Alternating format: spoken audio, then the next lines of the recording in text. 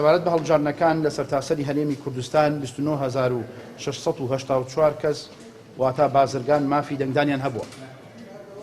لەو ڕێژەیە 13588 بازرگان لەو ڕۆژەدا دەنگیان داوە واتە ڕێژەی بەشداربووان لە سەر ئاستی هەرێم 45.7 بووە کە ئەمەش ڕێژەیەکی زۆر گونجاوە بۆ هەڵبژاردنەکان. سەبارەت بە شاری هەولێر 11565 بازرگان مافی دەنگدانیان هەبووە، 4404 بازرگان دەنگیان داوە واتە ڕێژەی بەشداربووان لە هەولێر 38.1 بووە. لە ژووری بازرگانی هەولێر 13 ئەندام وەکو دەستەی کارگێڕی و ژوور و 4 ئەندامیش وەکو یادەکی ئەم ژوورە دەرچوونە کە برایانم لە هەولێر ئینشاڵڵا تەفاسیلەکانیان دەڵێن. سەبارەت بە شاری سلێمانی 9617 کەس مافی دەنگدانیان هەبوو. کەس مەبەستمان بازرگانە طبعاً 3696 بازرگان دەنگیان داوە واتە ڕێژەی دەنگدان لە ژووری بازرگانی سلێمانی 38.4 بووە. لە ژووری بازرگانی سلێمانی 13 ئەندام وەکو دەستەی کارگێڕی و 4 ئەندام وەکو یەدەک لەو ژوورە دەرچوون.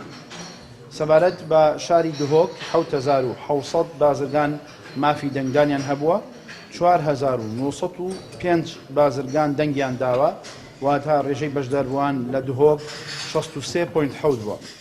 لە ژووری بازرگانی دهۆک 11 ئەندام وەکو دەستەی کارگێڕی و 4 ئەندام وەکو یەدەک بەشدار دەبن.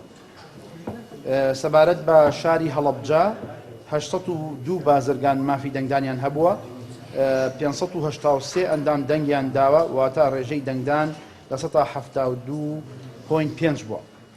لە ژووری بازرگانی هەڵەبجە 9 ئەندام وەکو دەستەی کارگێڕی ژوورە بازرگانەکان دەرچوونە و 1 ئەندامیش وەکو یەدەک دەرچووە.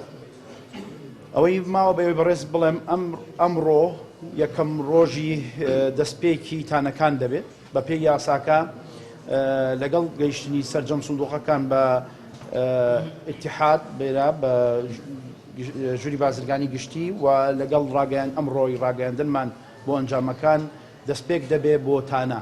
ماوەی 1 هەفتە تانەکان وەردەگرین، هەموو بازرگانێکی بەڕێز چ کاندید بێ چ بازرگانی دەنگدەر بێ مافیەوەی هەیە بێ تانە بگرێت لە پرۆسەکە یان تانە بگرێت لە یەکێک لە سندوقەکان.